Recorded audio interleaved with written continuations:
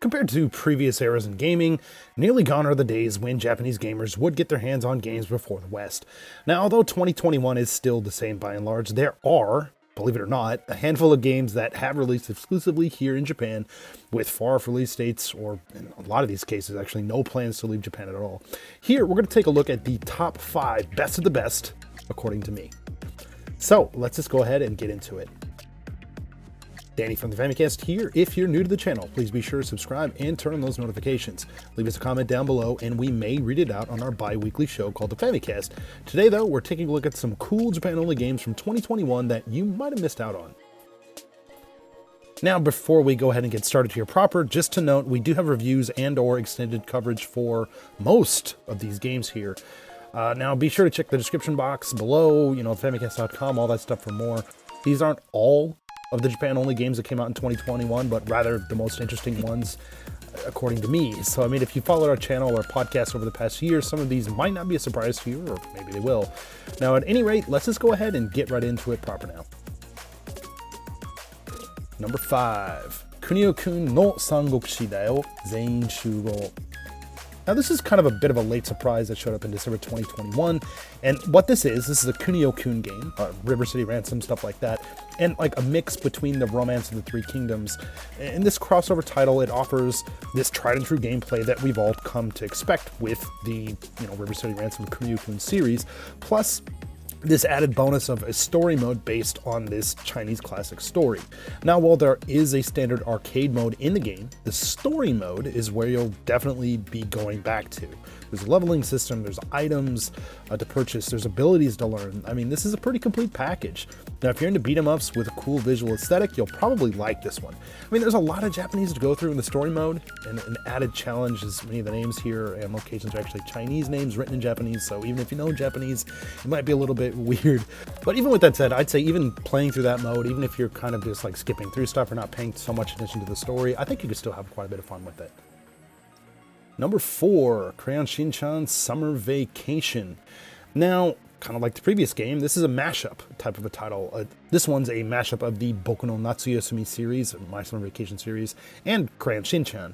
I mean, this game is kind of like what the title suggests. Now, if you're not familiar with the Boku no Natsuyasumi series, it's a pretty chill game. You're just kind of just like wandering around in like this summer like home and stuff like that, just doing a lot of like non-game type of stuff. I mean, here you're taking control of Shin-chan and you're, like I said, just wandering around this town.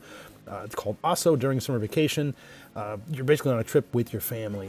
And there are a number of things to do, kind of like I said, non-gamey type of things. I mean, you're catching bugs, catching fish, talking with people around town.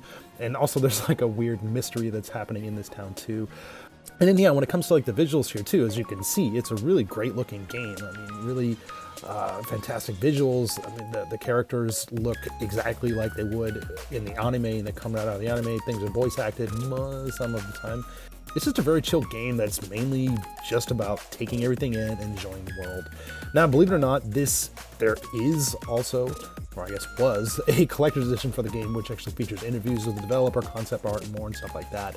If you're looking for a game to kind of like chill out with, no matter the season, I think you really can't go wrong here. Number 3, eBaseball Pro Yaku Spirits 2021 Grand Slam. Now, I know, not everyone's into sports games, but I think this one kind of really deserved a spot here. I'll tell you why. I mean, these days, you really don't see a lot of Japanese-developed sports games on, like, professional sports and stuff like that, so I thought this was interesting just in that regard, and also because it's just a good game.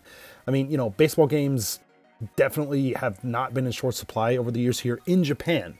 Not only that, but Konami seems like they're the only company that has provided the most baseball experiences on the platform. I mean, for 2021, the company decided to bring realistic baseball in the simulation form to the Nintendo Switch. And this is the first time they brought this specific series to a Nintendo platform in over a decade.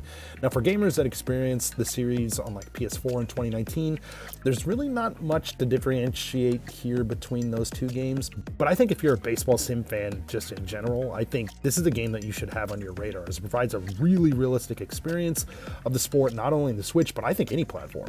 Pickings are pretty slim when it comes to that subgenre of games, so if you're starved for some realistic baseball on the Switch, you really can't go wrong here. Number 2, Buddy Mission Bond. What's this? The Nintendo published game that seemingly will never see the light of day in English-speaking territories? Well, this is something that you might have expected a few decades ago, but these days it's definitely a rarity. Now, if you missed out on this one, Buddy Mission Bond was developed by Koei Tecmo and is basically an interactive manga where you take control of this detective guy named Luke Williams. I mean, throughout the game, you come across a number of different characters during your investigations that will help you bring down this crime syndicate known as Discord. Now, along the way, you meet up with 3 other characters that actually join your team. These buddies, if you will, help in finding clues, help beat the crap out of enemies with you, and more. Now, while this is mostly a narrative experience, there are some action-oriented sections of the game as well. The story of the game here, I think, is pretty fun, so it's definitely a shame that this game hasn't seen a release in English. And another kind of crazy thing about this game too, Nintendo has publicized the hell out of this game this whole year here in Japan. I mean, from limited edition goods, live events with the voice actors and more, so much stuff. Yeah, but they really didn't want to see this game sink. Sales seem to have been pretty poor though, with the game only selling through 11,000 units at launch. I mean, still it garnered enough attention to see release outside of Japan. In Korea. Yeah, Buddy Mission Bond launched in Korea on August 20th, 2021, but as of right now, there are seemingly no plans to release this game in English. There is a free demo available if you want to check it out, for yourself, and we have an English guide for that too. If you download it, check it out, check out our guide, maybe you can have some fun with it, maybe not, but yeah, I think it's definitely worth a shot. It's just a shame that the language barrier is a bit high when it comes to this game. Number 1, Denjidego Hashiro Yamanote-sen. Now, I know for me, and maybe some of you out there, who knows, but there's just something about being able to ride trains through Tokyo, whether in real life or via digital recreation. I mean, if you've ever wanted to check out Japan's capital, Tokyo, look no further than Denshidego Hashiro Yamanote-sen. I mean, while the game can be a little bit complicated when it comes to controls, I think once you get the hang of things, it can be pretty enjoyable. I mean, there are several modes to play through here too, but I think the main mode here is what you'll likely be spending the most time with, and this is called Engineer's Road. This is a mode that it has basically a lot of different challenges that'll probably net you hours and hours and hours of content to sit through and play. There are multiple trains to drive here, multiple lines, and tons of things to focus on while you're driving to net high scores and unlock more content.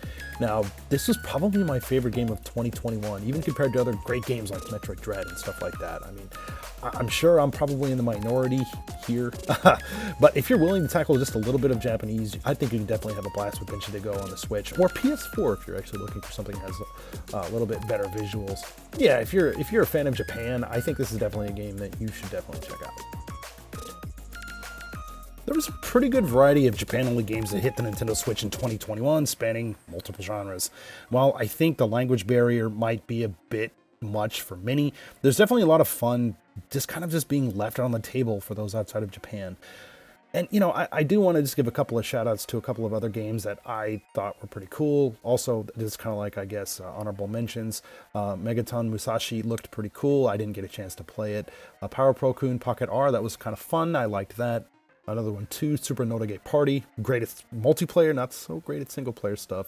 And then, there's other games too that I wasn't really interested in at all, but maybe you guys were. The Tokimeki Memorial game that came out a couple of months ago. Yeah, maybe you guys were into that. But at this point, let's just turn things over to you guys. Did you pick up any of these titles that we mentioned here? Do you plan to? Were there any other games that you are or were into that I didn't mention here? Be sure to sign off in the comments below. We'd love to hear from you. Now, as always, thank you guys so much for checking out this video. If you like what you see, please feel free to drop this one a like. If you're new to the channel, please be sure to subscribe. We've got tons of podcast video reviews, looks at Japanese games just like this, and a whole lot more. Again, this is Danny from Famicast. Thanks so much for watching, and we'll catch you next time.